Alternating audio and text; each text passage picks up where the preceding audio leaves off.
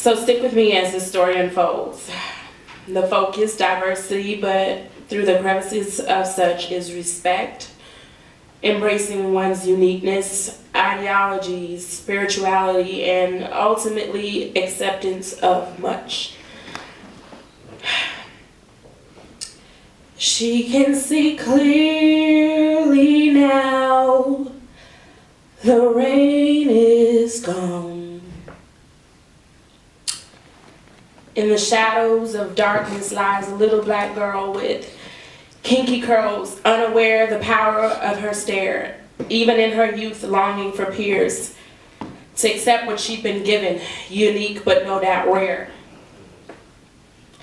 She seeks only the simplicities of life, but instead reeked of misunderstandings, judgment, degrading looks, and all from the eyes and hands of tragedy and strife.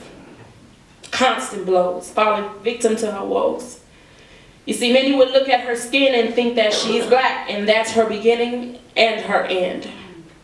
True or false? False. Maybe they would think that is the root of all her hardships she would ever have to face. Little did they know that on top of being black, facing potential racism, there was more she would have to endure. Colorism, culturism, shortism, and many other isms would be her everyday.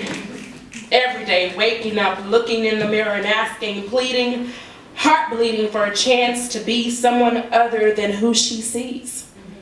Where did she get this ugly, despicable reality? Now forever cemented in her soul, unaware of a solution, she let the pollution fill up in her heart, and although young, she grew old, hating everything that was made beautiful in the sight of the creator up high. All she ever wanted was to be free. She wanted so desperately to be loved, respected, embraced, appreciated. That's what she would say.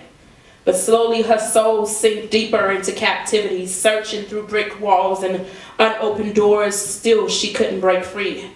Yet this criteria from society deepened, only causing her more heartache, headache, and leaving ugly sores, causing her to break away from the very thing that made her who she was, her ancestry, her inheritance, her culture.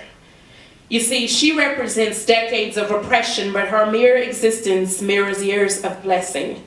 Centuries of laboring but apparent favoring. She tried harder to be strong and wore an S on her chest, but how come they didn't see that as something different and her best? Why couldn't she be the superwoman of her time? Is it because she didn't have powers to make everyone see, or were they just born blind?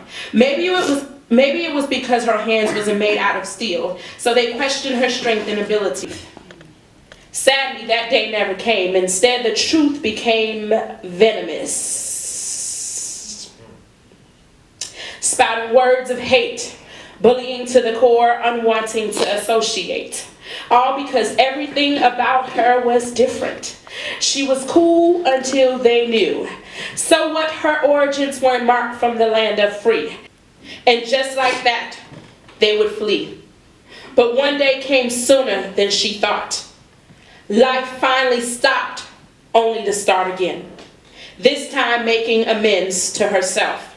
No longer did she wait and anticipate what people would think and say, what friends would stay or what friends she'd lose.